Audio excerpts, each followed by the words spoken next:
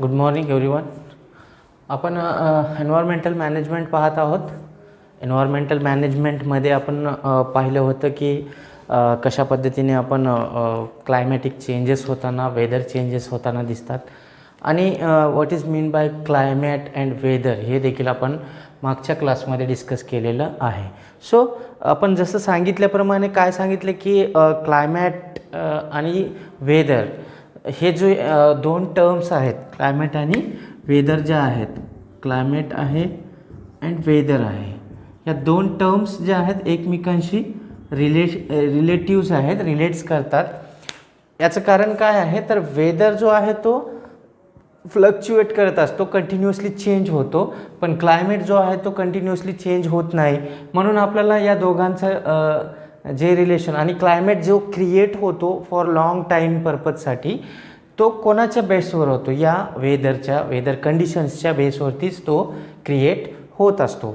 तर आता आपल्याला बघायचं आहे की या वेदरच्या, क्लायमेटच्या, आता आज जे आपण सांगितले की आपल्याकडं एक फॉरकास्ट मिळतो, आपल्याला फॉरकास्ट दिला जातो कशाचा, वेदर कंडिशन्स कशा येणार आहेत येत्या 24 तासामध्ये, व आपला जो ॲटमॉस्फेरिक प्रेशर कसा आहे किंवा ॲटमॉस्फेरिक कंडिशन्स कशा आहेत, तिथं कुठं पाऊस पडणार आहे, या गोष्टी आपल्याला कळणार आहेत. तर त्या कशा कळतात आणि यामध्ये कुठला डिपार्टमेंट जो आहे तो या ठिकाणी कार्यरत असतो, या गोष्टी आपल्याला बघायच्या आहेत. So we has to discuss about meteorology.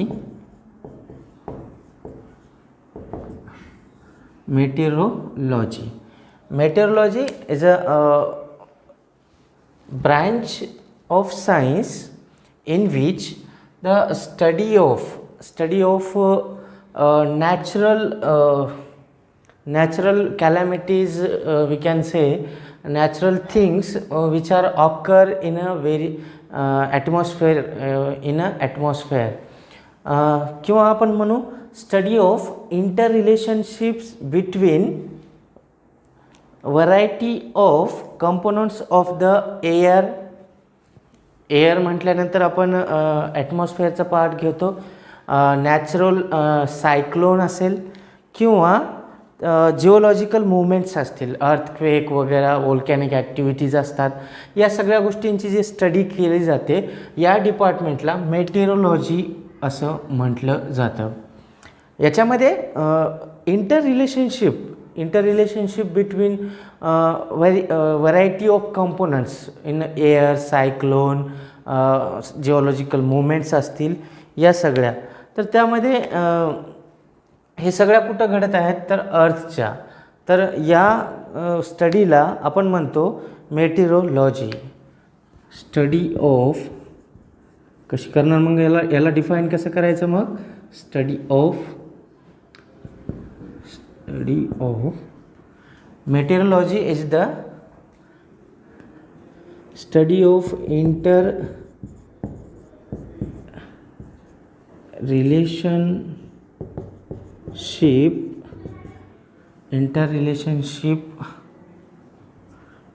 between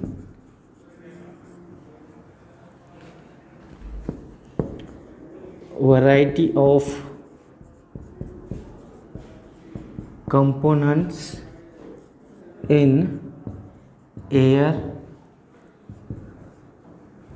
natural cyclone म्हणू आपण, नॅचरल सायक्लोन, कॉमा अजून काय म्हणणार, जिओलॉजिकल मुवमेंट्स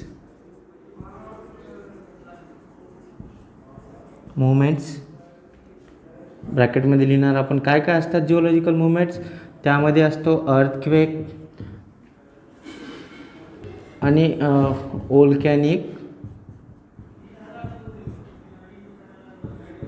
इरप्शन. काय असतं, volcanic eruption. Okay,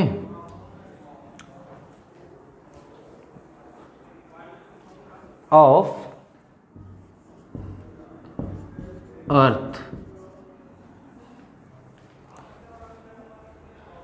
and climate is called as meteorology, is called as meteorology, याला आपण म्हणतो मेटेरोलॉजी. आणि मेटेरोलॉजीमध्ये ही स्टडी केली जाते या व्हेरियस कंपोनंट्स, कुठल्या कुठल्या मुवमेंट्स जिओलॉजिकलमध्ये आपल्याला सांगितलं जातं की in a particular area there is something movements are occurred may occur in a future, आपल्याला हे सांगितलं जातं. तर मग तिथं का हे प्रेडिक्शन्स कशाच्या बेसवरती केल्या जातात? क्लायमॅटिक कंडिशन्स, जिओलॉजिकल मुवमेंट्स तिथला आपल्याला इवन आपण बघतोय की कुठे जर अर्थक्वेक झाला तर आपल्याला तिथली तीव्रता सांगितली जाते. 0.1 0.2चा इतका त्या ठिकाणी झटका आलेला आहे या एरियामध्ये. हे कशाच्या बेसवरती? तर आपल्याला तिथल्या रेग्युलर होणाऱ्या ॲक्टिव्हिटीजमुळं, तिथल्या जिओलॉजिकल मुवमेंट्समुळं या प्रेडिक्शन्स मिळतात. प्रेडिक्शन्समुळंच आपल्याला एक पर्टिक्युलर मॅप क्रिएट केला जातो आणि त्या मॅपच्या बेसवरती आपल्याला ज्या प्रेडिक्शन्स आहेत, फॉरकास्ट आहेत, त्या अवेलेबल करून दिल्या जातात बाय द मेटेरोलॉजी डिपार्टमेंट. आता बघूया ह्याच्यामध्ये कोणत्या कोणत्या फील्ड्स इन्क्लूड केल्या जातात.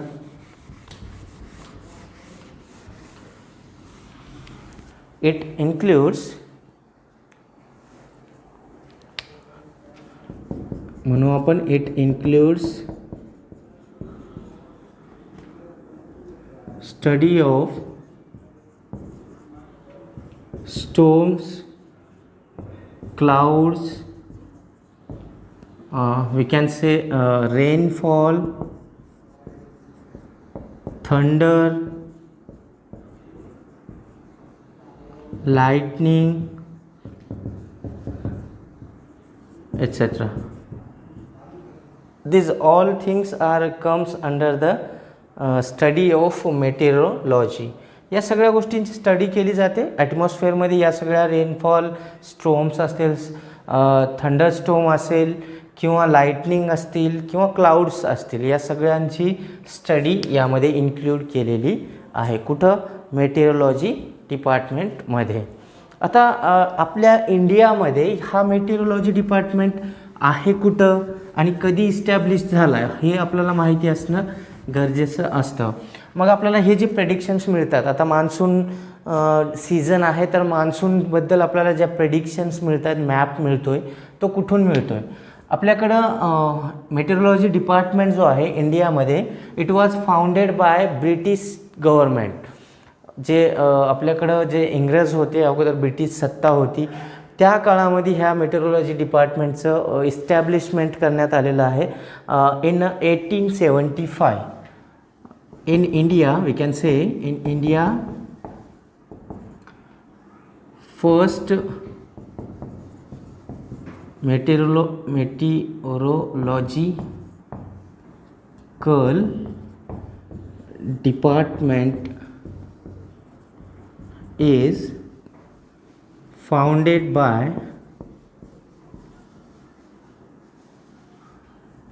असं म्हणू आपण, established by British in 1875 at Shimla. कुठं? शिमला येथे आपल्याला हा फर्स्ट जो मेटेरोलॉजी डिपार्टमेंट आहे इंडियामध्ये, तिथं कन्स्ट्रिक्ट करण्यात आलं, इस्टॅब्लिश करण्यात आलं. ह्याचा जो हेड ऑफिस आहे, या डिपार्टमेंटचा हेड ऑफिस ऑफ इंडियन, आपण असं म्हणू, इंडियन मेटेरोलॉजिकल डिपार्टमेंट, शॉर्टमध्ये लिहितो मी इथं, डिपार्टमेंट इज इन पुणे. कुठं आहे तो? पुणे येथे आहे. याचे जसं आपण बघतोय की याचे ब्रँचेस असतात बऱ्याचशा. आता आपली एक मेन शाखा असती, मेन शाखा म्हणजे एखादी बँकेबद्दल जर आपण पाहिलं, एखादी ब्रँच आहे बँकेची मेन शाखा, मेन ब्रँच असती आणि त्याच्या भरपूर साऱ्या ब्रँचेस असतात पसरलेल्या. तसाच हा प्रकार आहे. मेटेरोलॉजी डिपार्टमेंटचा जो पहिल्यांदा जो ऑफिस उघडला गेला, जिथं प्रेडिक्शन स्टार्ट केले गेले, ते होतं शिमलामध्ये. आणि याचा हेड ऑफिस जो आहे कुठं आहे आपल्या इंडियामध्ये, तर तो आहे पुणे येथे. आणि पुण्यापासून आता इथून याच्या बऱ्याचशा आपल्याकडं आपण म्हणू रिजनल ऑफिस, म्हणजे याच्या ब्रँचेस पसरलेल्या आहेत ऑल ओव्हर द इंडिया. त्या कुठे कुठे आहेत बघू. रिजनल ऑफिसेस ऑफ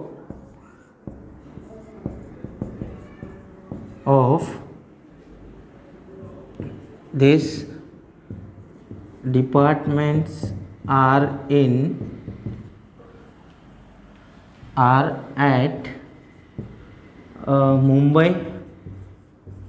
मुंबईमध्ये आहे, कोलकाता येथे आहे, कोलकाता, चेन्नईला आहे, त्याच्यानंतर आहे नागपूर आणि दिल्ली, नागपूर अँड दिल्ली अशी काही सिटीज आहेत. या सिटीजमध्ये याचे रिजनल ऑफिसेस इस्टॅब्लिश केलेले आहेत आणि यांच्या मदतीनं आपल्याला जे फॉरकास्ट दिला जातो, प्रेडिक्शन्स ज्या आहेत त्या अवेलेबल करून दिल्या जातात. नेमकं यांचं काम काय आहे, या मेटेरिओलॉजी डिपार्टमेंटचं काम काय आहे, तर तो काम म्हणजे they prepare a map based on weather conditions. Weathers conditions कशा आहेत, वेदरच्या बेसवरती, वेदर कंडिशन्सच्या बेसवरती मॅप प्रिपेअर केला जातो. They prepare map according to the weather conditions and that map is published. That prepared map is published twice in a 24 hour, twice in every, आपण म्हणू every 24 hours. 24 तासामध्ये 2 वेळा त्याला पब्लिश केलं जातं. त्या प्रेडिक्शन्स आपल्याला सांगितल्या जातात.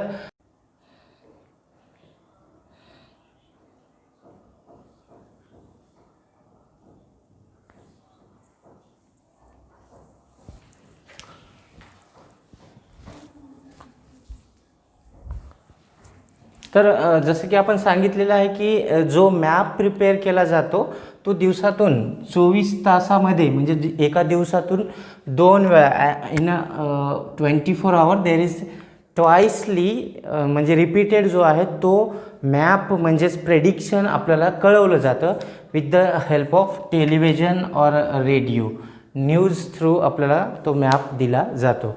इवन तो न्यूजपेपर्स थ्रू पण येतो, पण फास्ट पद्धतीने जो मीडिया आहे, जो प्रसार माध्यम म्हणतो आपण, तो न्यूज किंवा टेलिव्हिजन किंवा रेडिओ थ्रूच लवकर पोहोचत असतं.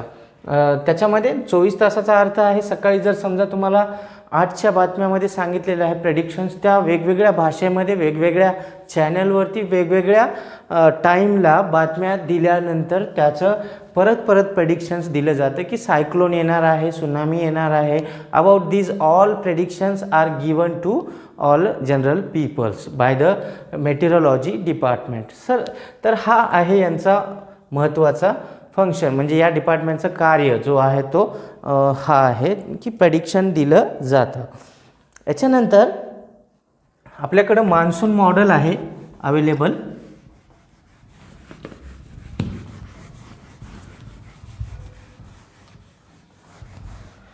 तर मान्सून मॉडेल काय असतं मग, ज्यामध्ये आपल्याला मान्सूनबद्दलची माहिती प्रोव्हाइड केली जाते. पॅरामीटर्स असतात, वेगवेगळ्या पॅरामीटर्स थ्रू, म्हणजे आपण सांगतो की तुम्हाला सांगितलं जातं की या एरियामध्ये एवढा मिलीमीटर पाऊस झाला. हे मिलीमीटर पाऊस झाला म्हणजे काय, हे पॅरामीटर्स आहेत आपल्याकडं अवेलेबल आहेत. कशामुळं अवेलेबल आहेत, तर आपण या meteorology departments through monsoon model दिलेलं आहे. यामध्ये जे सायंटिस्ट होते, फाउंडर आहेत इंडियन मेटेरिओलॉजी डिपार्टमेंटचे, ओके. H.F. ब्लॅनफोर्ड नावाचे सायंटिस्ट यांनी काय केलं, आपल्याला ह्या मान्सून मॉडेलविषयी आपल्याला माहिती दिलेली आहे. ही फाउंडर म्हणून ओळखले जातात इंडियन मेटेरिओलॉजी डिपार्टमेंटचे, आणि हे आपल्याला प्रेडिक्शन्स देतात अबाउट स्नोफॉल, रेनफॉल, या सगळ्या गोष्टी ज्या आहेत त्या यांनी आपल्याला त्या प्रेडिक्शन्स काढण्यामागे आपल्याला सांगितलेल्या आहेत. प्रेडिक्शन्स कशा काढायच्या, रेनफॉल दिलेले आहेत. आता ह्या मॉडेलमध्ये हे जे मान्सून मॉडेल्स असतात यांचा डाटा जो आहे तो, आपल्याकडं आणखीन एक सायंटिस्ट आहेत, म्हणजे त्यांचं नाव आहे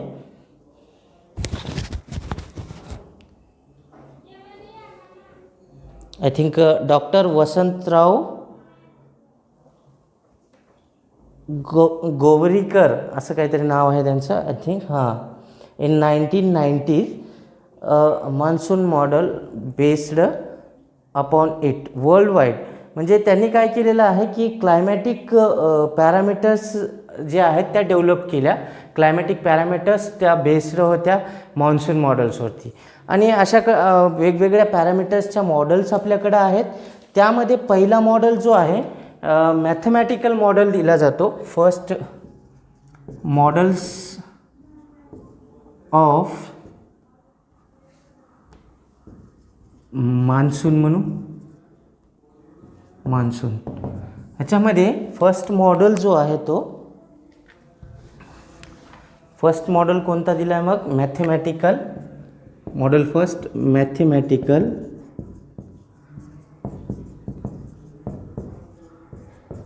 मॉडेल.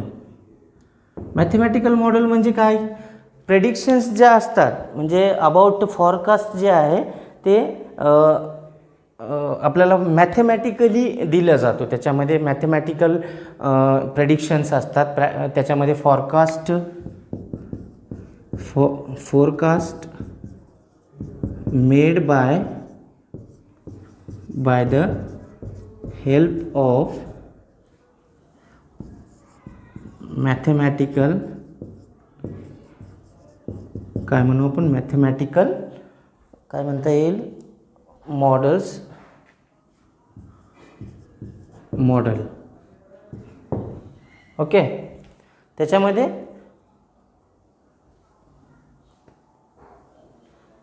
काय केलं जातं मॅथमॅटिकल मॉडेलमध्ये, याच्यामध्ये करंट, खाली लिहू आपण, current weather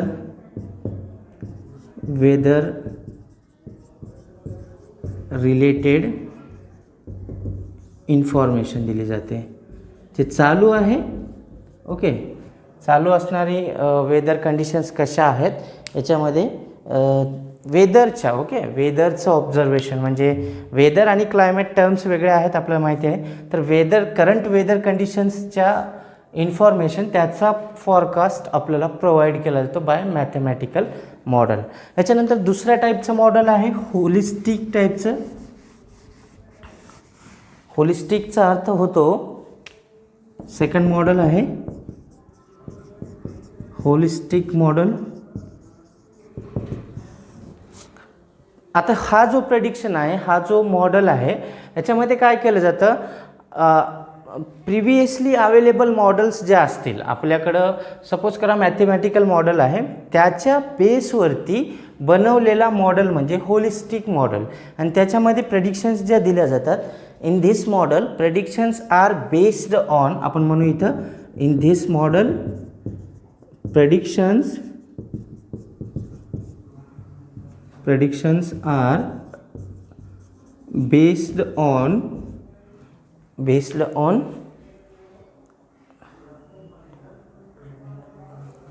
those parameters which are used in other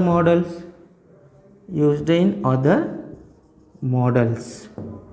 ह्याला म्हणू आपण होलिस्टिक टाईपचं मॉडेल. आणि थर्ड जो असतो, थर्ड टाईपचा मॉडेल आपल्याकडं अवेलेबल आहे तो म्हणजे स्टॅटिस्टिकल मॉडेल. थर्ड कोणता आहे? Statistical model. Statistic data provide केला जातो. त्याच्यामध्ये करंट जसं तिथं वेदर कंडिशन्सच्या मॅथमॅटिकल प्रेडिक्शन्स देऊ लागल्या, इथं current here in this model म्हणू आपण. In this model the predictions are based upon किंवा ऑन करंट क्लायमॅटिक